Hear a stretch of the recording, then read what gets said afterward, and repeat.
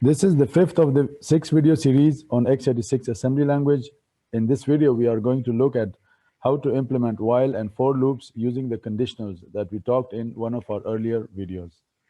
This is the content that we will be looking at in this video. We will start off with implementing a do-while loop, followed by its while-do variant in the same group of control structure. And we will look at simple examples to understand their differences. And then we move on to the for loop implementation and understand its similarities with the while-do loop using this nice little algorithm. And we will see in detail what the compiler does to this nice little algorithm when implemented in assembly.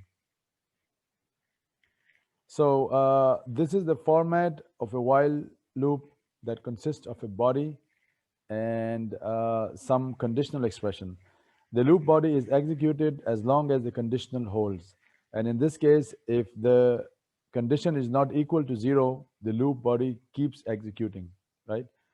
And only exits when the expression is evaluated to be false.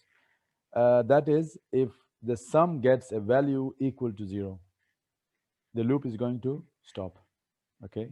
This is the assembly implementation of the while do loop. The important thing to note is that there is an unconditional jump here that jumps to the beginning of the loop. And second, there is another jump here that determines when the loop is done.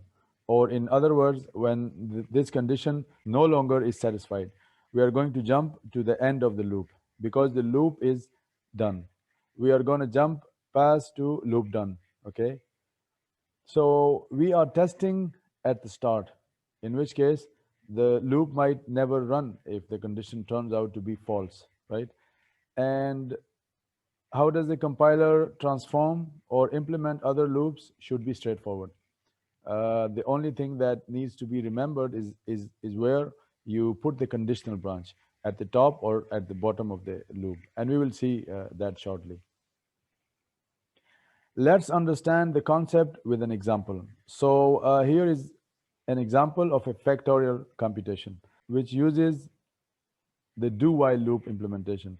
And that could also be implemented using a for loop, right? What the do-while loop does, it simply executes the body first and checks this condition in the end.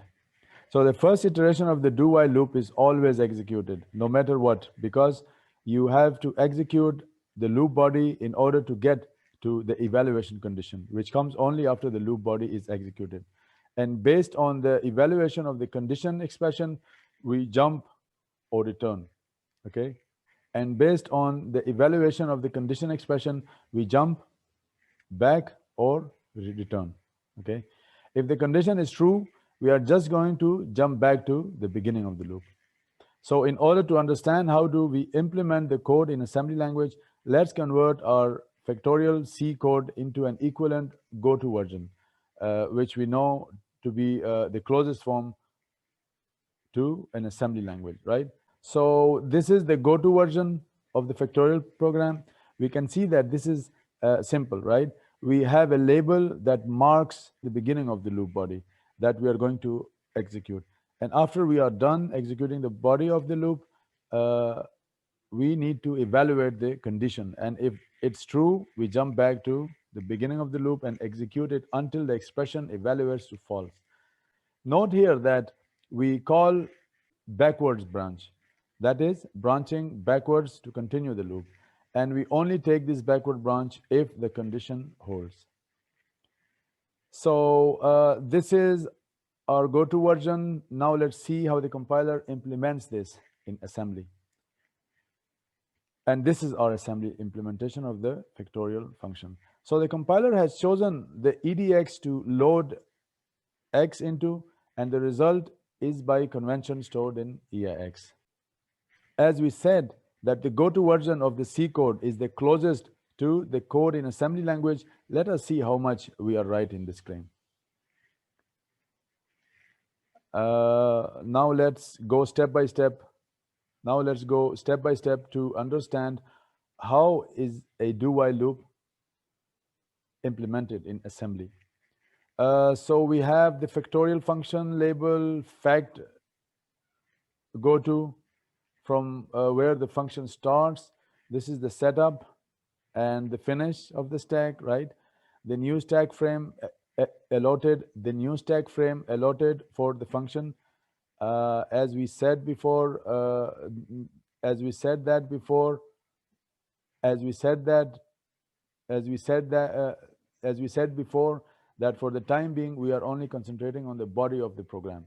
The following two instructions just sets x to 1 and loads edx, just sets x to 1 and loads x into edx. Now we have the label .l11, which is just a location in memory that indicates the start of the loop in our case. Then we have the multiply instruction for this. Then we are decrementing x on every iteration using the decl instruction. And as before, we are comparing the value in edx to 1 over here. We are comparing the edx to 1. Okay, and if this comparison says that edx is greater than 1, we are going to execute the loop again by jumping to .l11, to label .l11, and this is done using the direct jump greater. I hope that was cool, right? So to summarize, this is how we transform from the C code, where we have a bunch of statements and the condition check at the end if we are implementing a do-while loop. And this is its alternative go-to version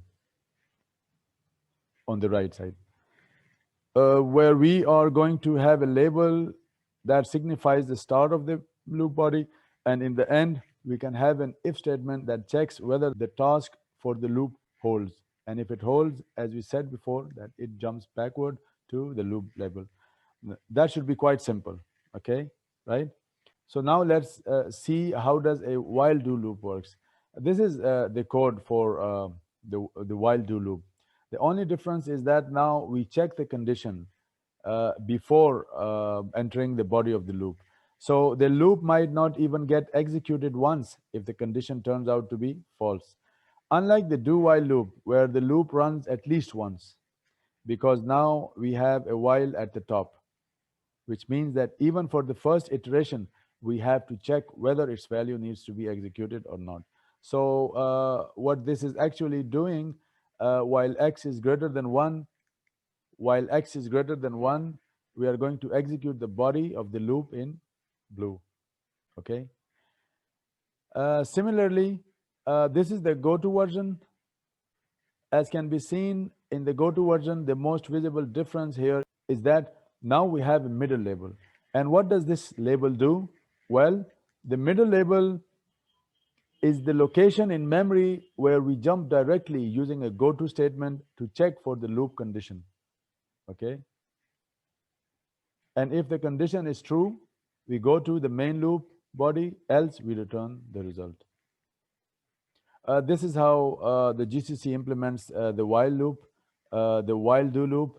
The first iteration jumps over the loop body to evaluate the condition, and if true, it jumps back to the loop body, okay? So let's have a quick example to understand the concept, and this is how the compiler has chosen to implement it in assembly language. The compiler has chosen EDX for loading the value of X, and the result is by convention in EAX, okay?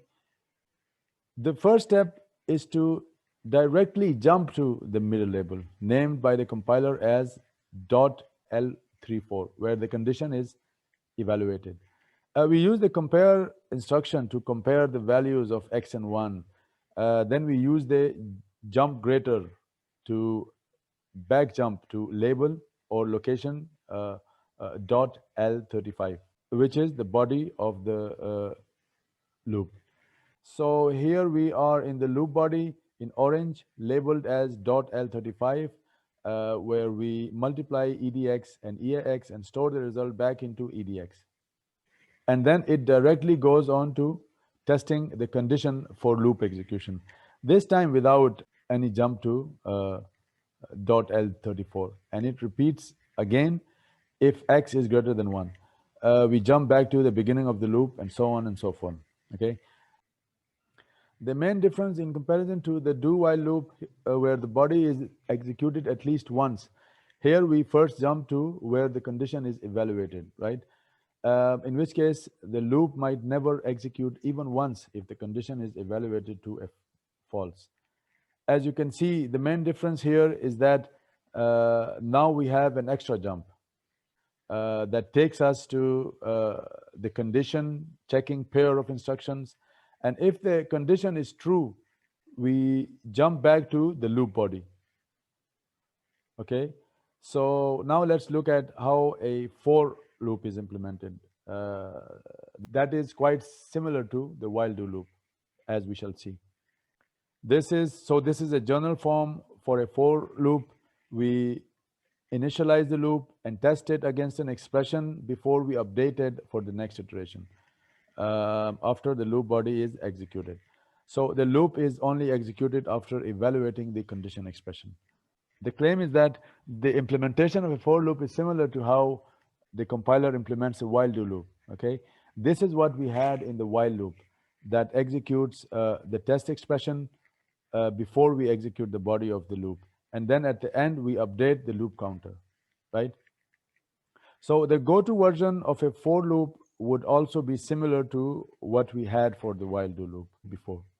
So we have a go-to statement that takes us to a middle label here. The same thing we had in a while do loop, right? That's where we are going to jump to evaluate whether the condition holds or not. And then if the condition holds, if the expression turns out to be true, we jump to the beginning of the loop to execute the body, which is what we had before in the while do loop case. So this is the go-to version of a for loop, which is similar to a while do loop. Now let us understand the concept using a very nice algorithm that takes in two parameters, x and p, and computes x to the power of p. This is the journal form of a for loop. We need to initialize and test a condition that let us decide whether to continue the loop or not. And then we have to update a variable that sets the ground for the next iteration. And of course, we have the main body. And coming back to our nice algorithm, nice little program, these are the variables that we need to control. And this is the body of the for loop. So this nice algorithm exploits the bit representation of the variable p to control the flow of the program. P is decremented using the shift operator, shift right by 1. And x is multiplied by x as many times till p does not become 1.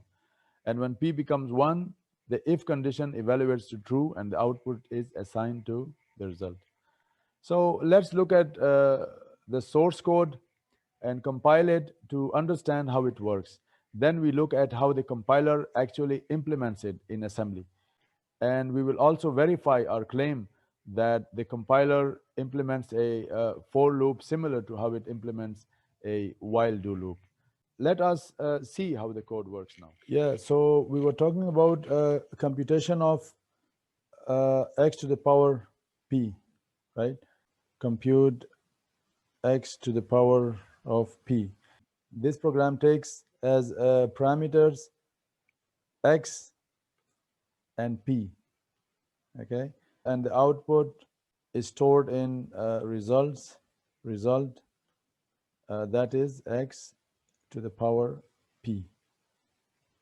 So this is basically what we want to compute, right?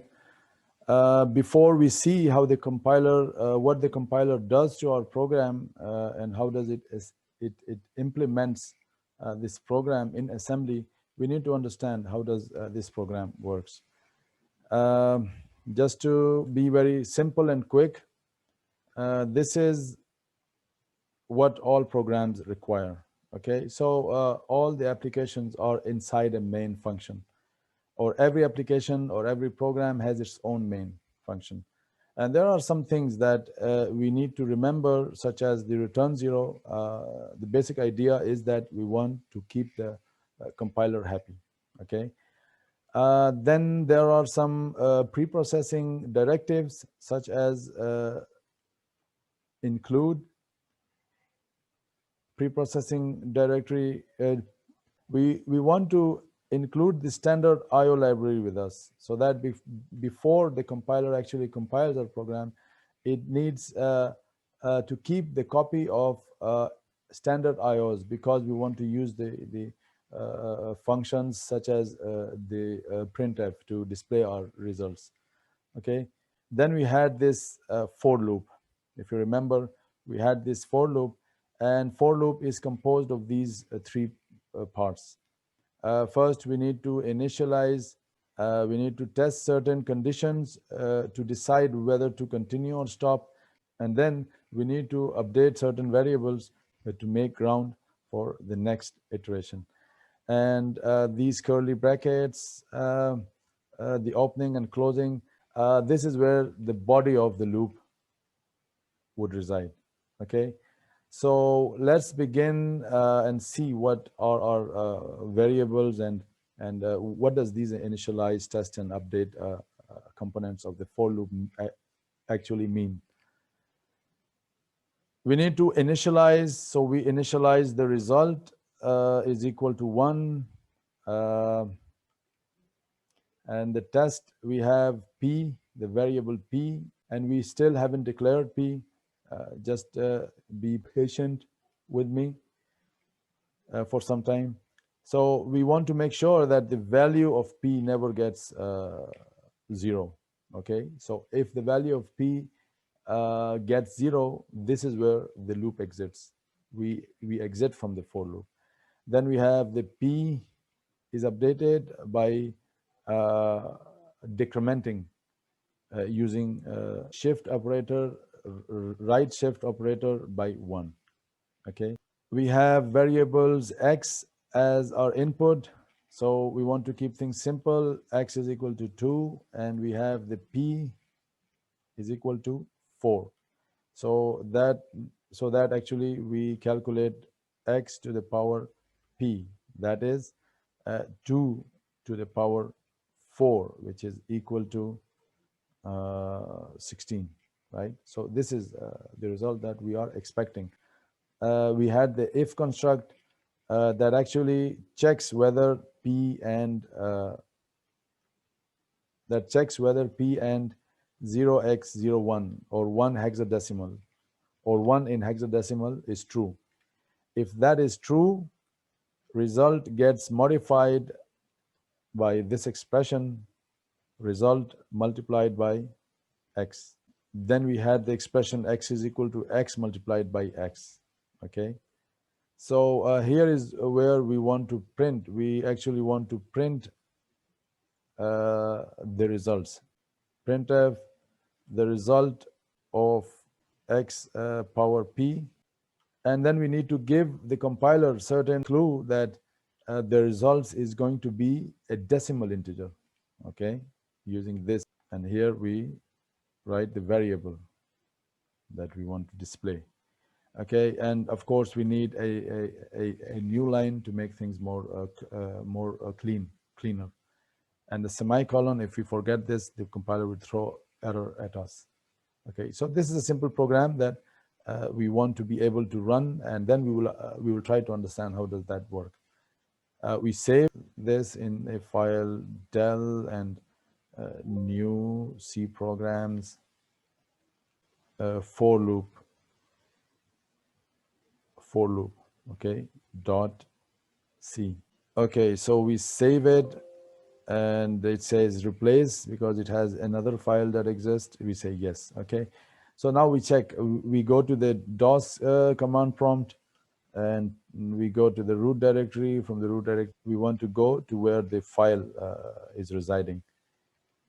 CD change directory to new C programs, and we want to check this file. Does that exist? Yes, for loop.c. Okay, so we are using the GCC compiler. So we direct the GCC to compile for-loop.c for us. Okay, and let's see if there is some error. Hopefully there's no error and the program is compiled.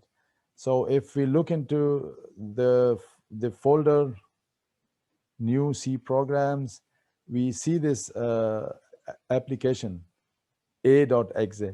This is what the compiler has compiled for us. We run this executable, and this is what we get. The result of x power p 1, 1, and 16. This is the final result that we are looking at. Okay, so when the program exits from the for loop, here is the result that we have. Okay, so now we basically now we use a series of printf commands to check what is actually happening. So the printf is a very useful command uh, in understanding how the program, in understanding the flow of the program. Okay, we have these variables that we want to display p.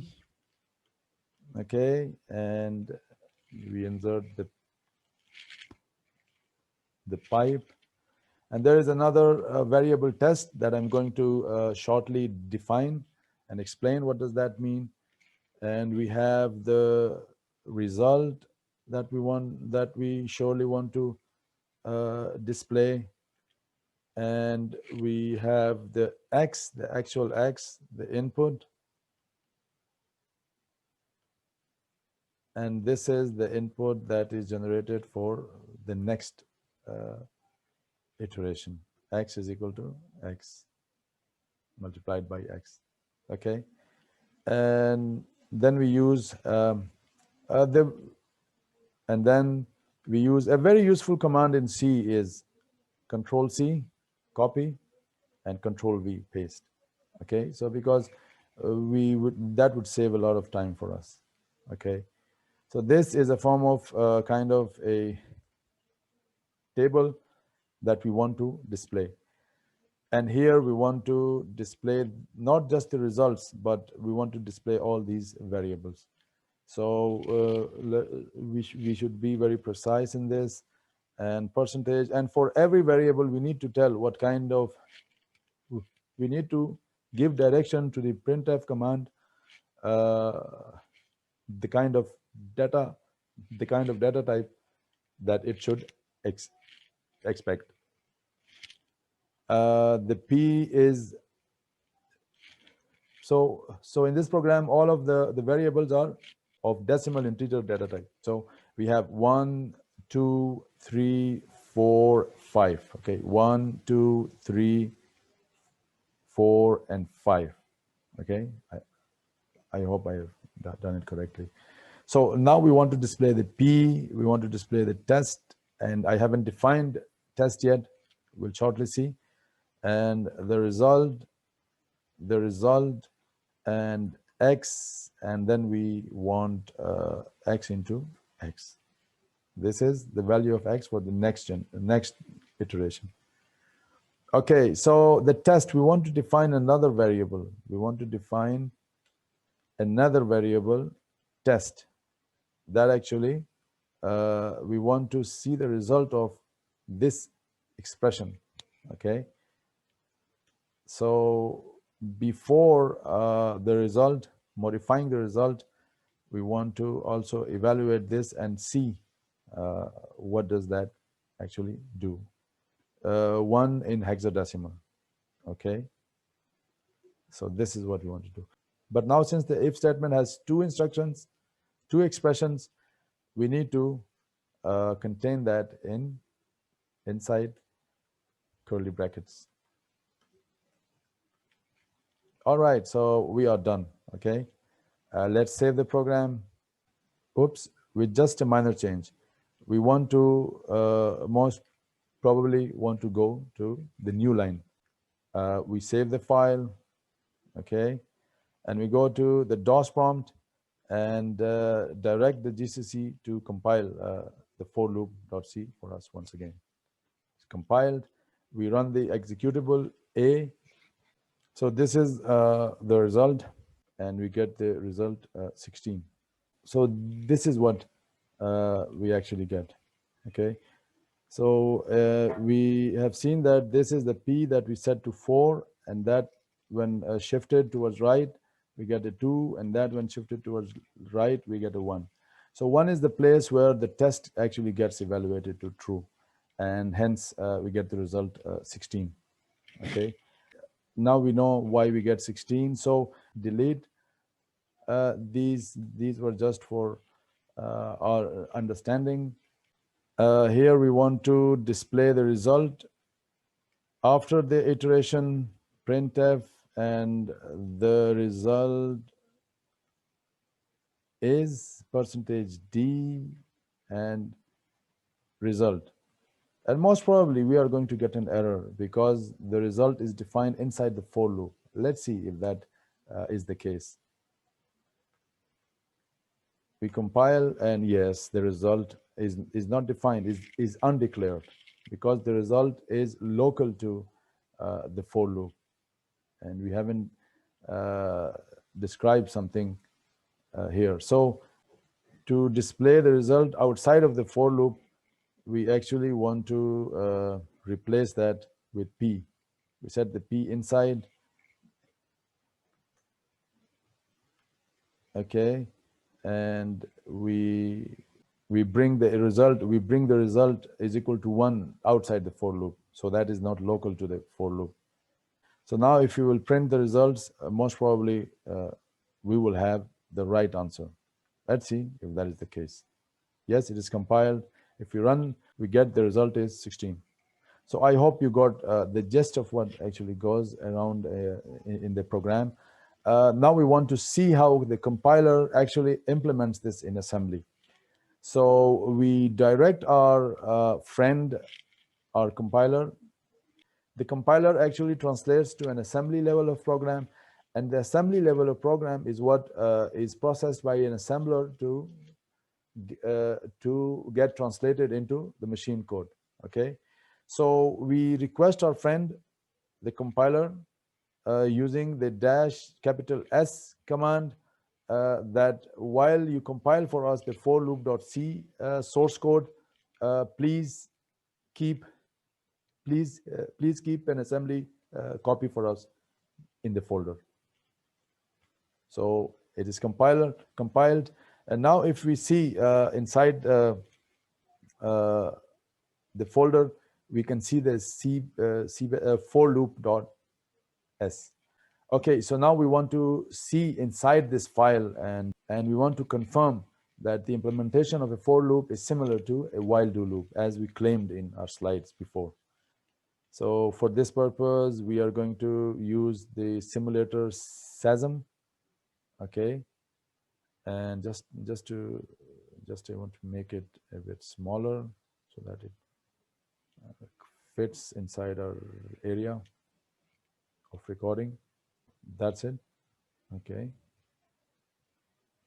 so now we want to open that file, and we want to see whether the claim is right. Okay, so this is the folder Dell and new C programs, and we want to show all the files, and this is the program that we want to see. So you can see a lot of things, and there are a lot of things, but the thing that we need to concentrate, so you can see that we have a main function and we have a printf. So let's reduce the verbosity.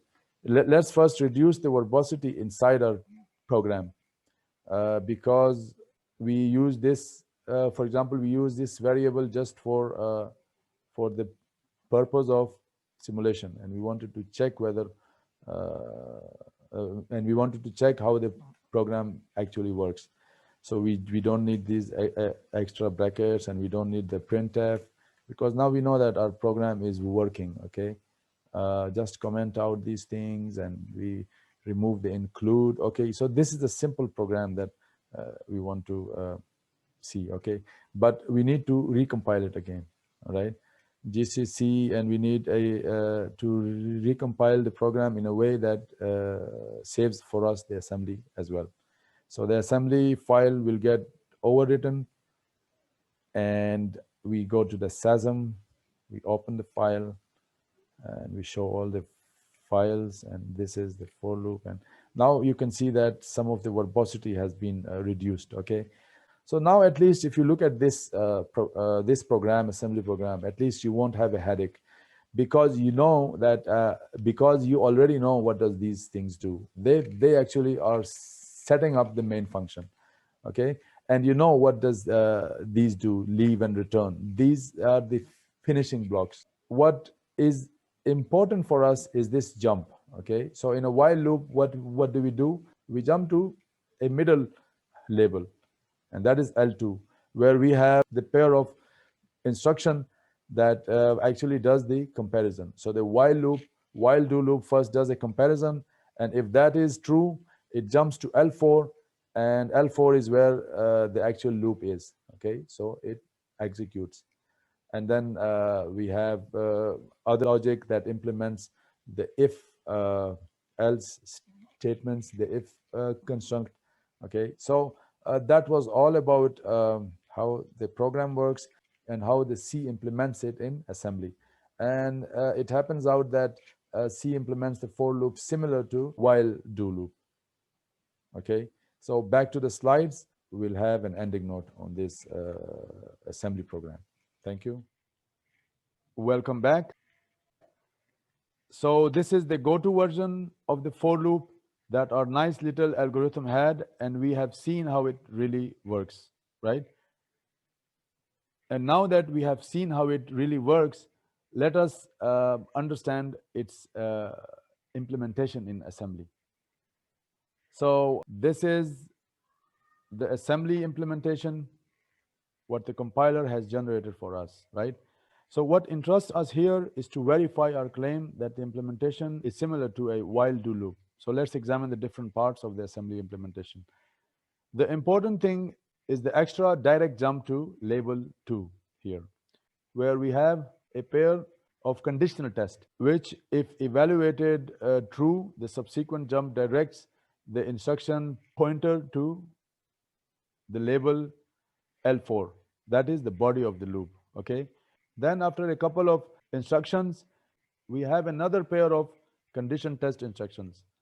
This time it is for evaluating the if expression, as can be seen in the go-to version, in which case it could either bypass the if block and jump to label 3 and compute the square of x, or it could first go to the if block and modify the result before going to label 3. The last important component of a for loop is the update thing, right? So we need to update the p variable, which is the last instruction of the L3 block, okay?